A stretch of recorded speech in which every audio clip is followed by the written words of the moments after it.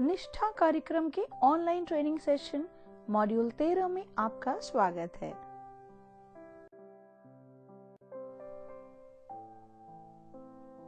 इस सत्र का नाम विद्यालय नेतृत्व के विद्यार्थी अधिगम में सुधार हेतु अकादमिक नेतृत्व।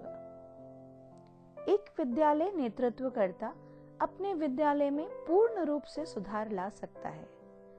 यह मॉड्यूल बृहद रूप से विद्यालय प्रमुखों की बहु भूमिकाओं, दायित्वों एवं लीडर्स इन एक्शन की अवधारणा के साथ विद्यालय में अधिगम वातावरण का निर्माण करने पर केंद्रित है। इसके अलावा यह विद्यार्थियों के अधिगम में सुधार हेतु विद्यालय प्रमुखों और व्यवस्था स्तरीय कार्यकर्ताओं के अकादमिक नेतृत्व पर क्षमता संवर्धन भी करता है। आम बोलचाल की भाषा में नेतृत्वकर्ता प्राधिकारी या उस व्यक्ति को माना जा सकता है जो संगठन का नेतृत्व करते हैं। एक विद्यालय प्रमुख अथवा व्यवस्था स्तरीय कार्यकर्ता के रूप में आप किसी पद पर कार्यरत एक नियुक्त नेतृत्वकर्ता हो सकते हैं और इसके अतिरिक्त आप लीडर बाय एक्शन भी हो सकते हैं।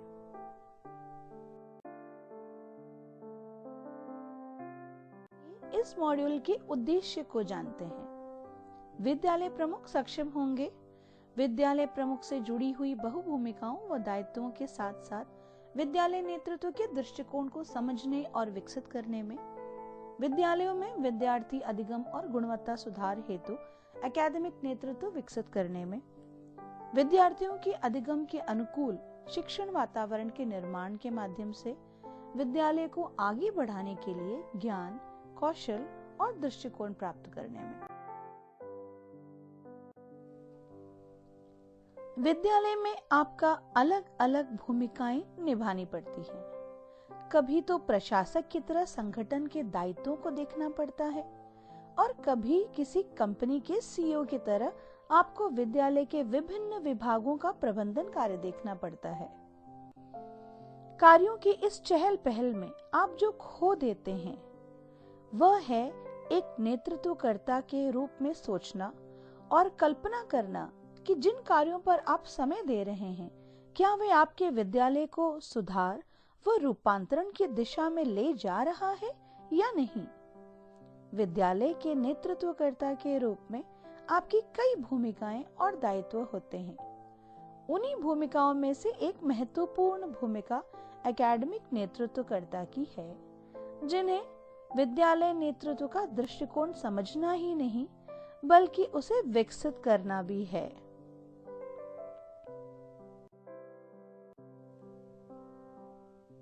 नेतृत्वकर्ता की भूमिका में एक ऐसे विद्यालय की परिकल्पना जो बच्चों के वृद्धि एवं विकास को प्रेरित करे, साथ ही निरंतर प्रयोगों एवं परिवर्तनों को बढ़ावा देकर स्वीकारे।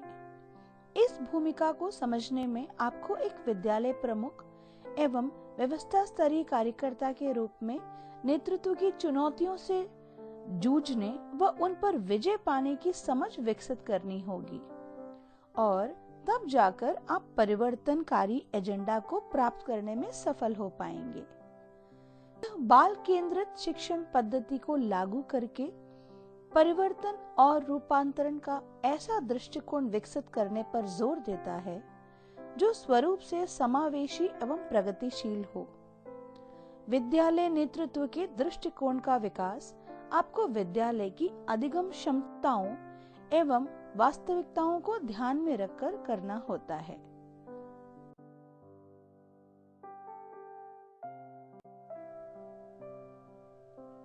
इस भूमिका का महत्व विद्यालयों की कक्षाओं की प्रक्रियाओं को अधिक बाल केंद्रित बनाकर शिक्षण अधिगम को अन्वेषण एवं सृजनात्मकता के माध्यम से रूपांतरित करना है।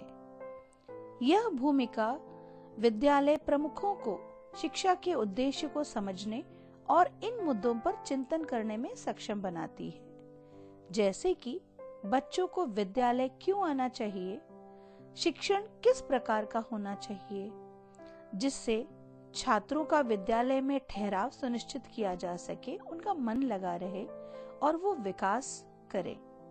शिक्षण किस प्रकार का होना चाहिए जिससे छात्रों का विद्यालय आना रोचक हो। अधिगम वातावरण कैसा हो जिससे कि बच्चे प्रारंभिक का शिक्षा पूर्ण कर सके।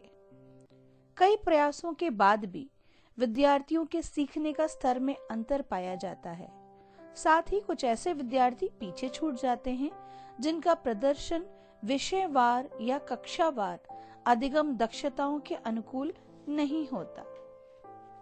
ऐसे में यदि विद्यालय नेतृत्व शिक्षण अधिगम प्रक्रिया में प्रत्यक्ष या अप्रत्यक्ष रूप से संलग्न है, उनको पता चलता है कि वर्तमान में जो प्रयास हो रहे हैं वे सभी विद्यार्थियों के सीखने की गति या आवश्यकताओं से भिन्न हैं।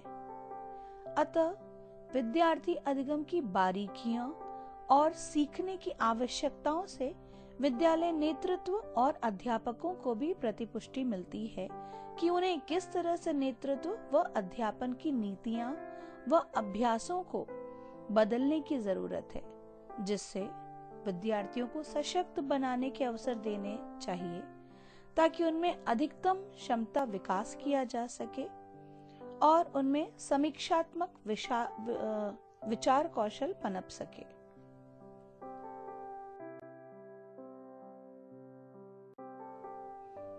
बाल केंद्रित शिक्षण शास्त्र यह भी कहता है कि उन्हें रटाया ना जाए, बल्कि ऐसा अधिगम वातावरण हो जहां बच्चे सीखने का आनंद लें।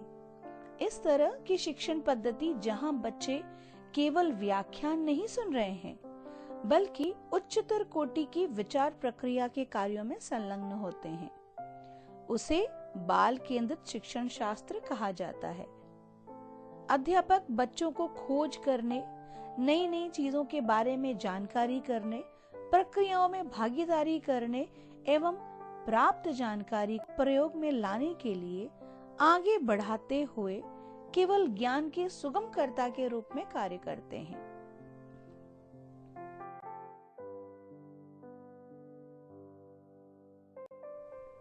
सक्रिय शिक्षण यह बाल केंद्रित शिक्षण शास्त्र का एक घटक है जो शिक्षण अधिगम प्रक्रिया को आनंददायक और सार्थक बनाता है। यह विद्यालय नेतृत्वकर्ता के रूप में आपको सक्रिय प्रशिक्षण सिद्धांतों की गहन समझ होनी चाहिए जो किसी भी विषय क्षेत्र की शिक्षण अधिगम प्रक्रिया में लागू किए जा सकते हैं। इससे तात्पर्य यह है कि विद्यालय नेतृत्व विद्यार्थी अधिगम को प्रत्यक्ष रूप से प्रभावित करता है। यह प्रभाव वहां अधिक पाया जाता है जहां अध्यापकों को सहयोग एवं परामर्श देने के साथ विद्यालय नेतृत्वकर्ता स्वयं शिक्षण कार्य करते हैं। इसके अलावा ऐसे शिक्षण अधिगम प्रक्रियाएं जो बाल केंद्रित हो, बच्चों के सीखने को प्रभावित करती हों, इसके लिए विद्यालय प्रमुख स्वयं अधिगम हेतु सहयोगात्मक वातावरण भी बनाते हैं। इस प्रकार से विद्यालय नेतृत्व विद्यार्थी अधिगम में प्रत्यक्ष से प्रभावित करते हैं।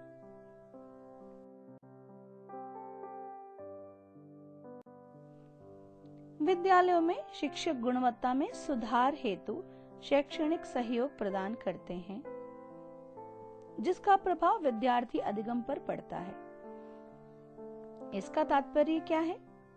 ये समझें कि विद्यालय नेतृत्वकर्ता अपने शिक्षकों के व्यावसायिक विकास पर अधिक से अधिक निवेश करते हैं, जिससे कि वे अपने अभ्यास को बेहतर कर सकें और विद्यार्थियों के अधिगम में सुधार ला सकें।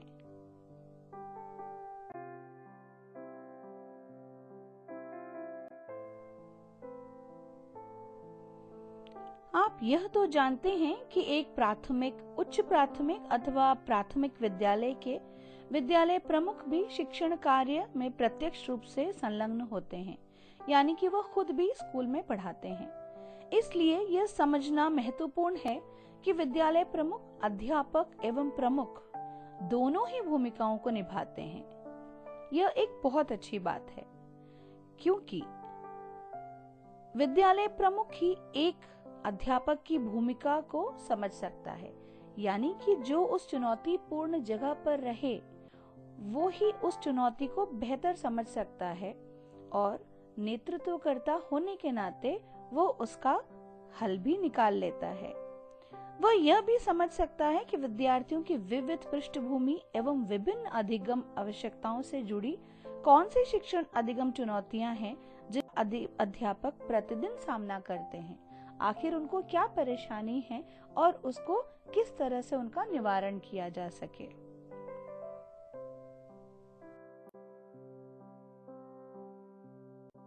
देखते हैं अगला चरण, शिक्षण शास्त्र विषय वस्तु ज्ञान, ये क्या कहता है।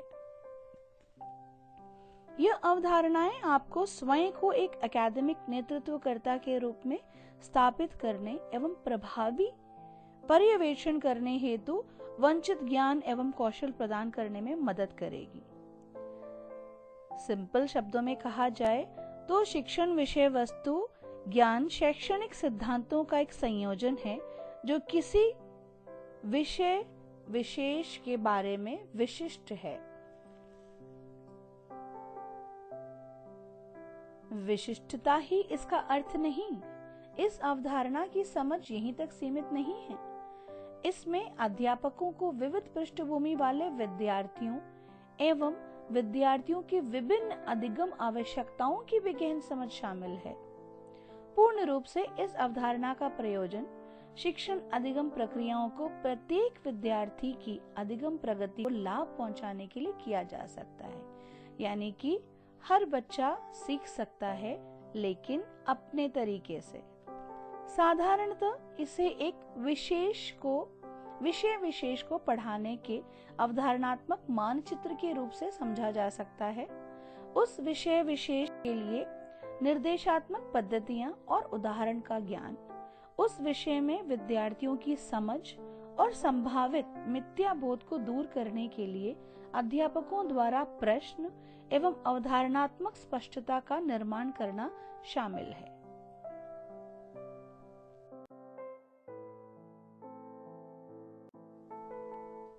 विषयों का शिक्षण शास्त्र मेनली इन विषयों में होता है, जैसे सामाजिक विज्ञान, भाषा शिक्षण शास्त्र यानी कि लैंग्वेजेस, पर्यावरण अध्ययन, विज्ञान शिक्षण शास्त्र और गणित। ये इन सब भाषाओं की मूलभूत समझ होना आवश्यक है। एक विद्यालय नेतृत्वकर्ता के रूप में अपने विद्यालय की शिक्षण अधिगम प्रक्रियाओं का पर्यवेक्षण करने के लिए आपको विभिन्न विषय क्षेत्रों के शिक्षण शास्त्र विषय वस्तु ज्ञान की मूलभूत समझ होना आवश्यक है। यह संभव है कि प्रारंभिक स्तर पर आपके पास शिक्षकों का विद्यालय हो। इस स्थिति में आप अपने शिक्षकों के साथ शिक्षण कक्षाओं में अधिक समय बिताते हैं। इसके लिए आपके हर विषय क्षेत्र की मूलभूत समझ उतनी ही महत्वपूर्ण है जितनी कि आपके अध्यापकों के लिए।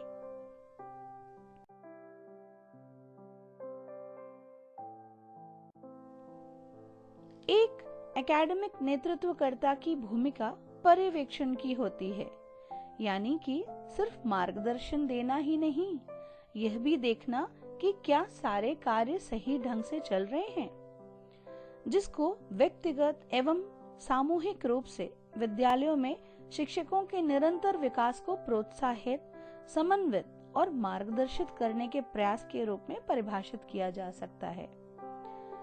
एकेडमिक पर्यवेक्षक के रूप में विद्यालय नेतृत्वकर्ता शिक्षकों के लिए लक्ष्यों को इनके साथ स्पष्ट रूप से परिभाषित करने और उनके लिए शैक्षणिक अवसरों को पैदा करने में मदद करते हैं।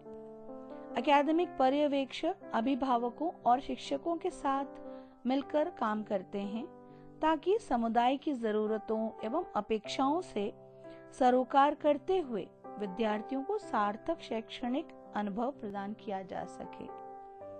इसमें शैक्षणिक अवसर, जो डेली चुनौतियों को टीचर्स फेस करते हैं, उसको हम कैसे गाइड करें और उन चुनौतियों को कैसे हम अवसर में बदल सकते हैं।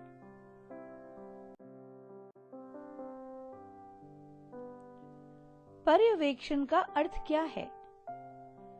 एकेडमिक मार्गदर्शन और शिक्षकों और साथी सहयोगियों के साथ शैक्षिक संवाद करना। इसके अलावा एक संबंध है प्रमुख और शिक्षकों के बीच, जो व्यावसायिक शैक्षणिक संबंध होता है, जहां शिक्षक और पर्यवेक्षक दोनों का लक्ष्य होता है कि वे परस्पर विश्वास और एक दूसरे के प्रति सम्मान के आधार पर शैक्षणिक संबंध विकसित करें। यह विद्यार्थी अधिगम के सुधार और बच्चों के समग्र विकास के उद्देश्यों से अपने शिक्षण अभ्यास में सुधार करने की प्रक्रिया में अधिगमकर्ता बन जाते हैं। एक एकेडमिक पर्यवेक्षक के और भी कार्य होते हैं, जैसे वह शिक्षकों को प्रतिपुष्टि प्रदान करना यानी कि फीडबैक शामिल है, और इसमें सहयोगात्मक रूप से निर्धारित लक्ष्यों के साथ शिक्षकों के वास्तविक प्रदर्शन की जांच करना भी शामिल है। वो किस लिए करते हैं? इसलिए कि बच्चों के अधिगम की प्रगति का आकलन किया जा सके।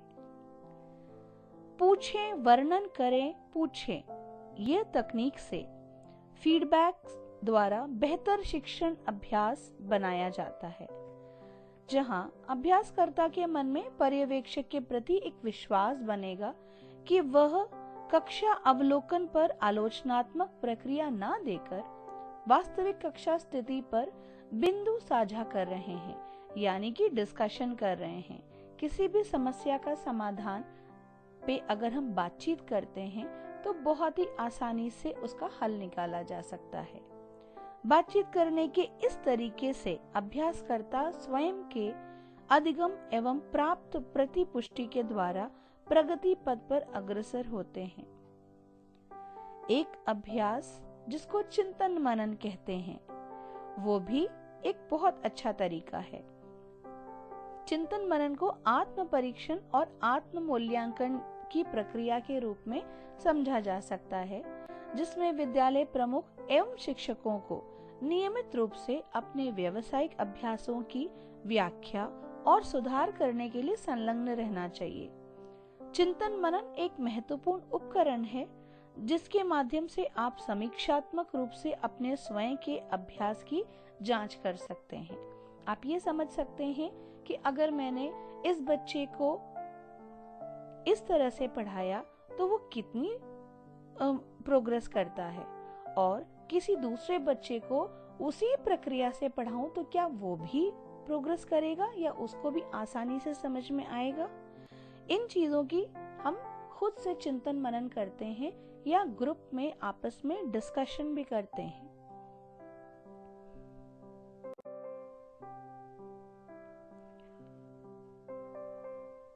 इसके आगे जब उसे परखना हो कि विषय संचालन के संदर्भ में क्या मान्यताएं थी, पाठ योजना किस प्रकार तैयार की गई थी, क्या व्याख्या शिक्षण पर अधिक ध्यान केंद्रित किया गया था, या बच्चों की अलग अलग सीखने की जरूरतों, उनकी मान्यताओं, पूर्वाग्रहों के आधार पर अलग अलग सीखने के अवसरों को तैयार किया गया था, वगैरह वगैरह।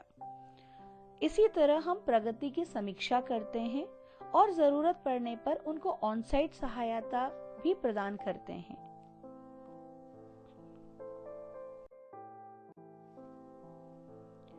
नेतृत्व के प्रतिफल। विद्यालय की शिक्षण अधिगम प्रक्रियाओं में उपयुक्त बदलाव के फलस्वरूप विद्यार्थियों का अधिगम प्रगतिशील होना। और क्या फायदे हैं?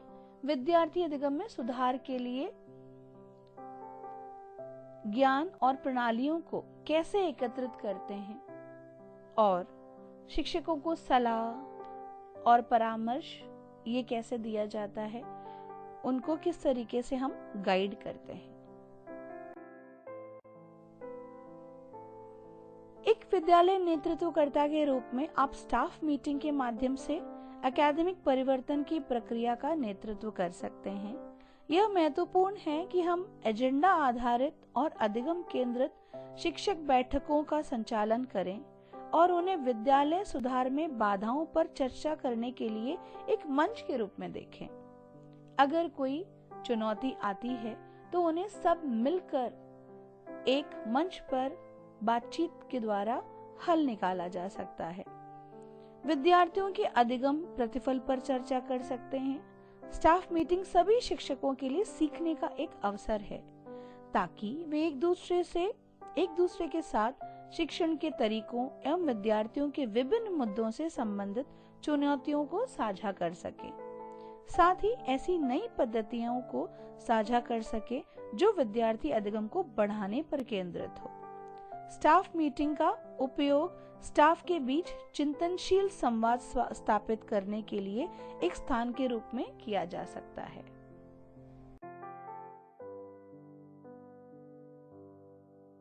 शिक्षक गुणवत्ता के पश्चात विद्यालय नेतृत्व दूसरा सबसे महत्वपूर्ण घटक है जो विद्यार्थी अधिगम को प्रभावित करता है।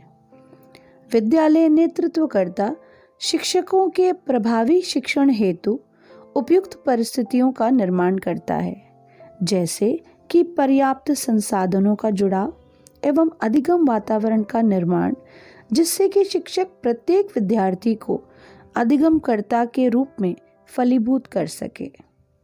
विद्यालय नेतृत्वकर्ता दल का निर्माण सभी विद्यार्थियों के सफल अधिगम हेतु विजन, शिक्षकों व अन्यों में नेतृत्व के गुणों का विकास, अध्यापकों को उनकी दक्षताओं को बढ़ाने में मदद एवं विद्यालय सुधार हेतु डेटा का प्रयोग करते हैं।